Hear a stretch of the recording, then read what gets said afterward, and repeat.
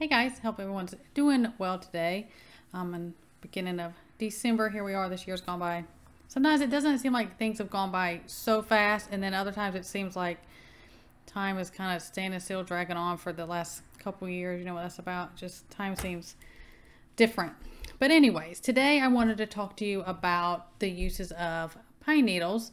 Conifer trees, most all of them can be consumed or used safely with no issues. Whether it's spruce or, pine or firs or anything. I will say even the Eastern Hemlock, but please make sure you understand I'm talking about a conifer tree that's a hemlock.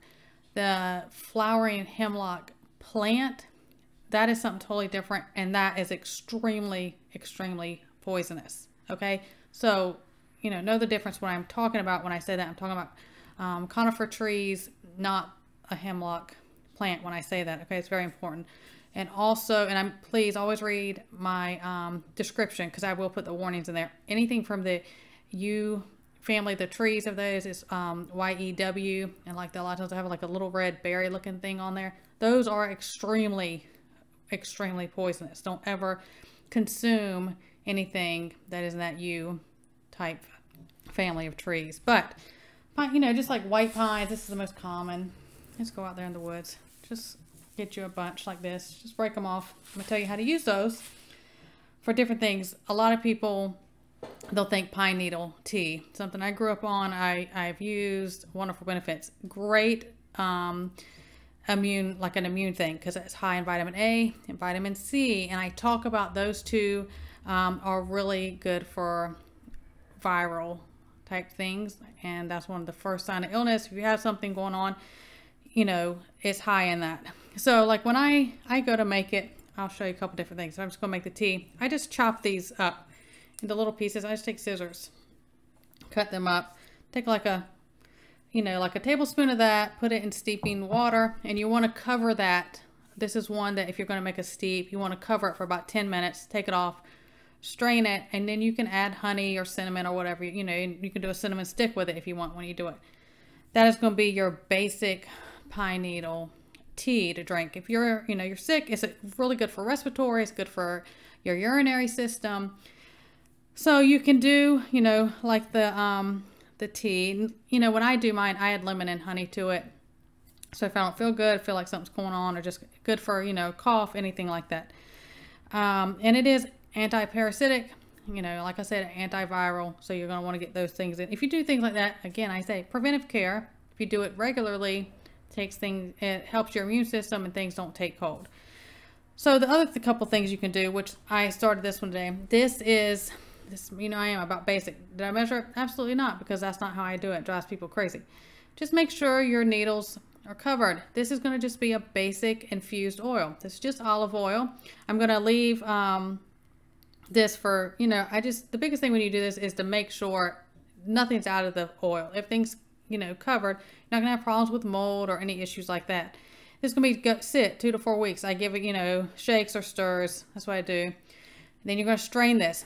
You can use the oil as you want. A lot of times you can just topical. You can put a cinnamon, pieces of like cinnamon stick. You can break them off and put it in there and infuse it as well, because this is a warming oil. So it's good to do topical if you have like pain, arthritis. And here we are. A lot of times people have more issues with that when the weather gets colder. This is a good one. And you can also take this oil after it's infused, and you can just melt in some beeswax with it. And if you want to use it as a salve, salves aren't quite as messy as the oil. I do both. Do whatever you want. This is a good one to have on hand. Also, as far as the internal health benefits, like doing the tea, you can also take and make a tincture. And a tincture just means it's with, alcohol, 80 proof or higher. Something cheap like vodka, whatever you want to use, whatever you have on hand. Doesn't have to be anything fancy. Same thing. You'll take, I'm just using this as an example, however many bit of, usually with tinctures, you get the little tincture bottles because it becomes so concentrated and strong. You're not going to take as much as if you would if it was a tea. And just make sure however much you do, the needles are covered with, your alcohol. And I usually, 4 to 6 weeks, something like that, give it good shakes. I say start you know, do 3 drops. See how you feel. It's going to be the same benefits if you like did a tea. The tincture, of course, is always going to be stronger.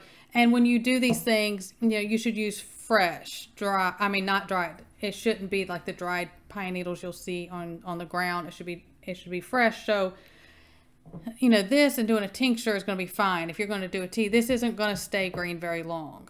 So only get, you know, what you need at the moment for, you know, for all that. But I mean, it's another good thing for this one is if you just take some of these and, you know, cut them up and do a hot foot soak with like Epsom salt. That's really good also. And it has everything, like anything you would put like a soak for your feet, or you would put like a salve or oil on the bottom of your feet, absorbs very quickly into, you know, into our bodies if we need it. Like, you know, a lot of times when my kiddos would be younger and sick, I would take coconut oil and I would take my oil of oregano, put a couple drops in just a tiny bit of coconut oil, mix that up, and I would put it on the bottom of their feet, and I'd cover it with their socks if they were sick, and that absorbs into them because little kids, oil of oregano is very strong, it's very hot, and a lot of times, you know, they're not going to, you know, take that very well, or it could just be too strong in their mouth for them to take it. That's a good way to get in. Same things with anytime when it's like a foot soak or things, it's a good way to get it in as well. Of course, it's not going to be as heavy of a load if you take it orally, but still, it'll get in your body. Same thing, topical, where I talk about using this for pain, arthritis, sore muscles. It's a warming. Same with the cinnamon. This one, if you're going to primarily use that for pain topically and everything, though, like well, it depends on how big your jar is. Like this one, I'd have to break like a cinnamon stick in half, let it infuse at the same time with that, drain it all at the same time, and it works very well together for a topical warming pain relief. So I think that's, you know, that's pretty much. Please read my I'll make sure I didn't miss anything, my disclaimers for the warnings. You got to be careful, you know, with that. If someone has a bad pine, you know, allergy or something, you know, be smart, use common sense. I wouldn't do it. It's usually tolerated very well. So really nice tea to have through the winter, you know, because of the immune boosting benefits. If you feel like you're coming down with anything, like I always say, if you feel like, oh, I just found out I was exposed to something, or I was just at the store and everybody was in there coughing and doing stuff, you do these things. I talk about different things. Just do them. If you feel like your throat's getting scratchy, oh, I think I'm coming down with something, you know, have some. Throw some honey and lemon in there. Benefits. It may knock it right out. Nothing will take hold. So wanted to share it. Hope if something else helps you guys. Everyone stay well. God bless. And I will see you next time.